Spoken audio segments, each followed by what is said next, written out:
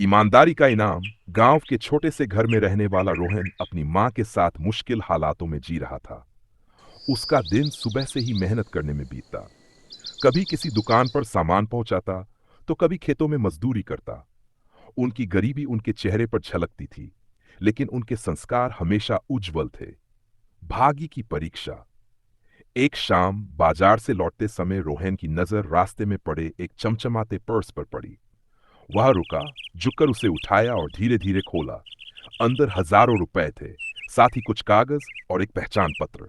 रोहन के हाथ कांप गए। उसने अपने फटे हुए चप्पलों, मैले कपड़ों और घर में खाली पड़े अनाज के डिब्बों को याद किया। उसकी मां का बीमार चेहरा उसकी आंखों के सामने आ गया। उसका मन डगमगाने लगा। अगर मैं ये पैसे रख लूं तो मां की दवाई आ जाएगी, कुछ दिनों तक अच्छा खाना भी मिलेगा। लेकिन अगले ही पल उसके भीतर की ईमानदारी जागी। ये मेरा नहीं है, ये चोरी होगी, उसने खुद से कहा।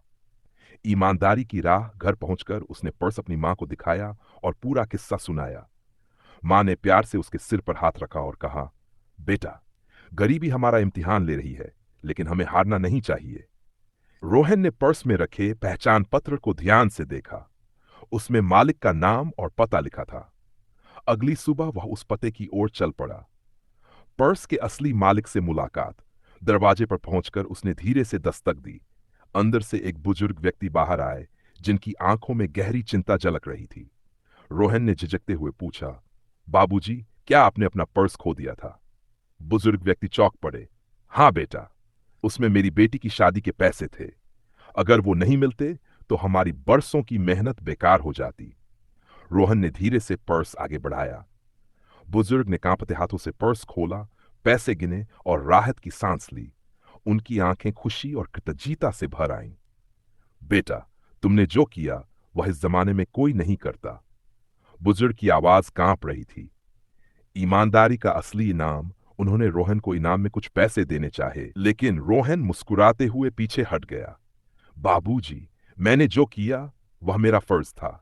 ईमानदारी से बढ़कर कोई इनाम नहीं होता।